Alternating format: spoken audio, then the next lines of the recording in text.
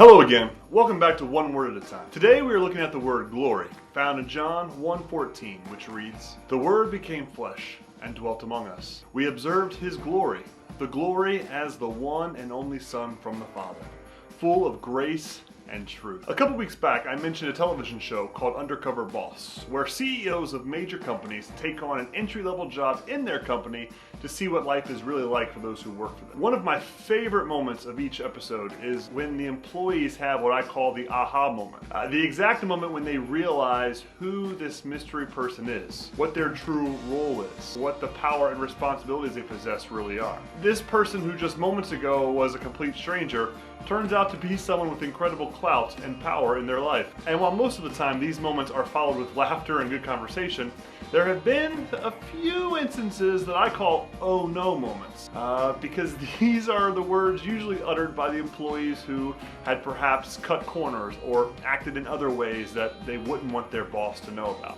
Whoops.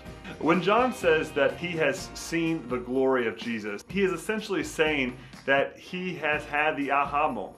He has gotten to see who Jesus truly is. He understands what his role is and what his powers are. He had discovered who this Jesus truly was. He understood his uniqueness. The experience that most likely filled John's mind as he penned these words is likely what is often referred to as the Transfiguration. Now, this is just a big word that describes a pretty incredible moment in Jesus' ministry. Matthew describes it this way in Matthew chapter 17, verses 2 through 7, when he writes, "He was transfigured in front of them, and his face shone like the sun.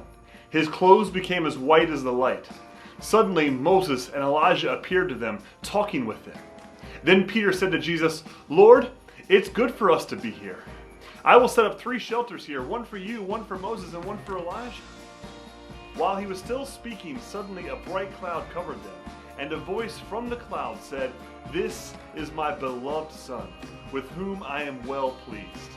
Listen to him.' When the disciples heard this, they fell face down and were terrified.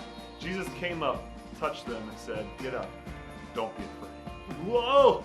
Can you imagine experiencing this? Witnessing this supernatural occurrence served as the true aha moment for John.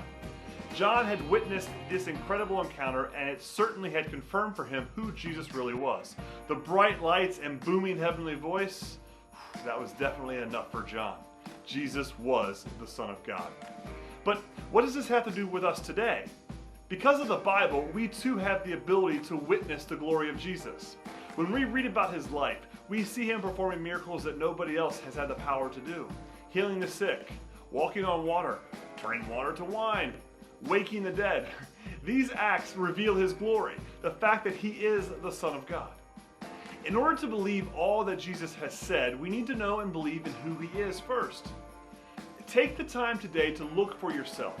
Observe the glory of the Lord in the life and ministry of Jesus. You are certain to have an aha moment that will change the rest of your life by changing your understanding of who Jesus truly is. I'll see you tomorrow.